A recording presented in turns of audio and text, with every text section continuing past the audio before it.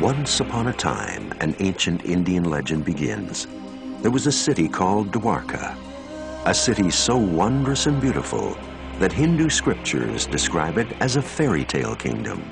Prasad Lakshair Navavir Jushtan, Dwarka boasted 900,000 royal palaces, all constructed with crystal and silver and plenteously decorated with huge emeralds.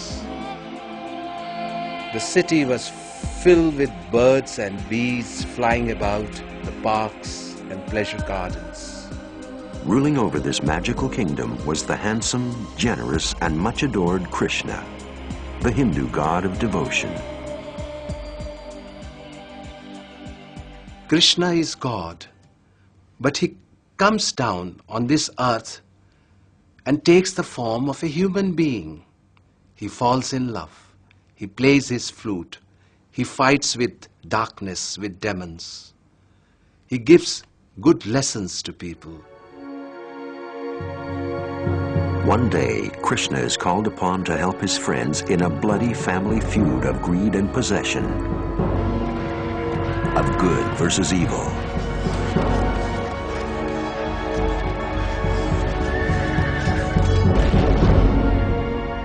The story is a David and Goliath battle.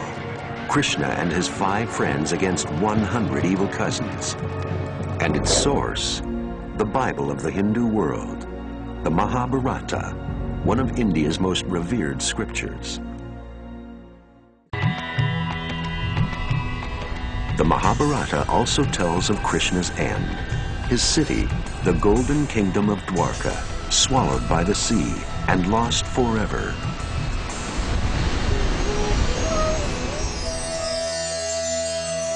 Until now. Excavations off the west coast of India have led to what may be one of India's most amazing discoveries, as significant to the Hindus as finding Noah's Ark might be to the Christian world. Could the fictional account of Krishna's life be a record of actual events? And could these incredible underwater remains be what is left of the mythical kingdom of Dwarka? Find out when Mysteries of Modern Asia returns.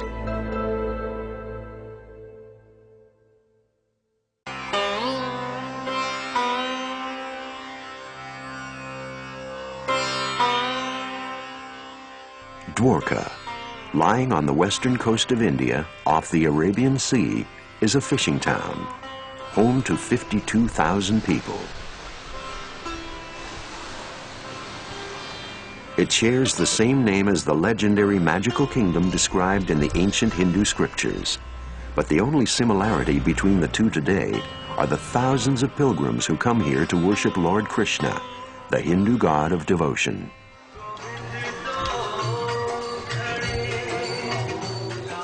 The tales of Krishna and his lost city were long thought to be a mythical legend.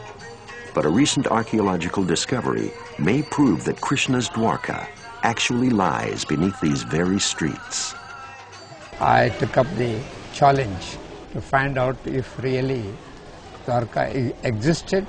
Dr. S.R. Rao is one of India's most preeminent archaeologists.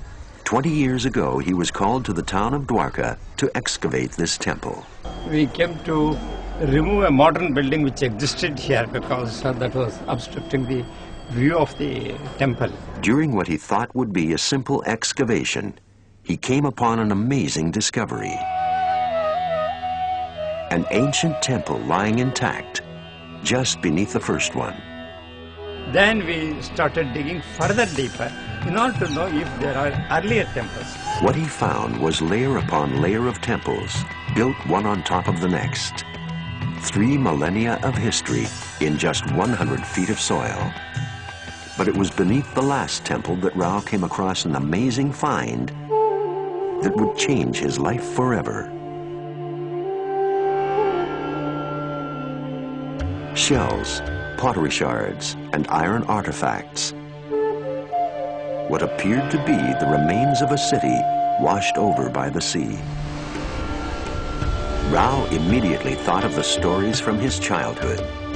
Could these be the remains of the lost city of Dwarka? The answers, Rao believed, lay in the pages of the ancient Hindu scriptures of the Mahabharata.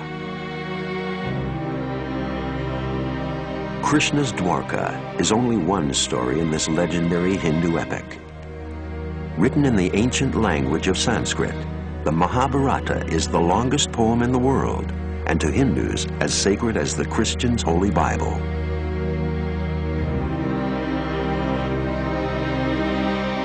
The story of Krishna ends with his kingdom, the city of Dwarka, sinking into the ocean. So, Rao headed for the sea.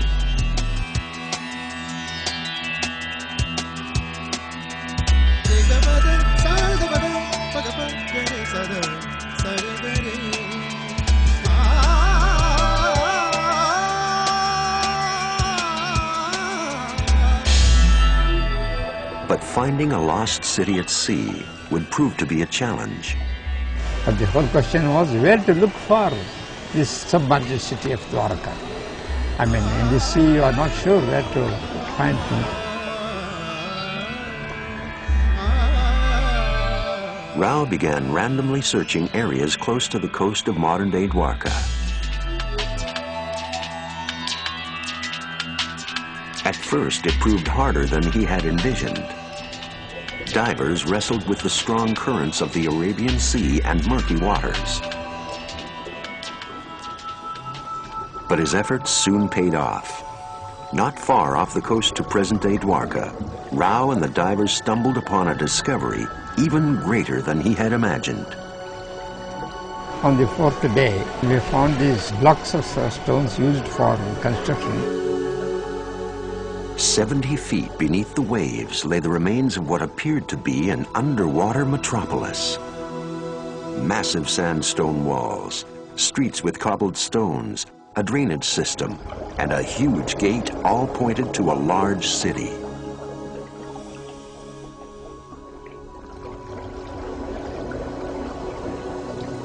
Thousands of three-holed anchors, identical to those found in Cyprus and Syria from the same time period, implied a bustling port.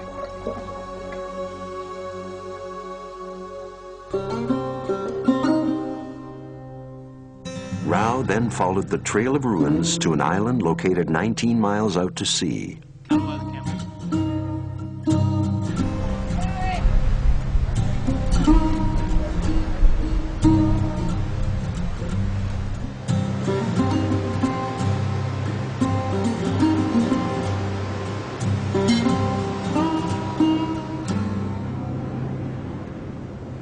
It was here, not far from modern civilization, that Rao came across another discovery. Standing in plain sight for centuries were the remains of a walled structure. First we saw what was on the shore, and that was a small bit of the big fortification. And as we went further up, we came across that 550-meter long wall. Rao's discoveries became a lifelong mission. Over the next 8 years, his excavations eventually uncovered the remains of a sprawling city of around 10,000 people.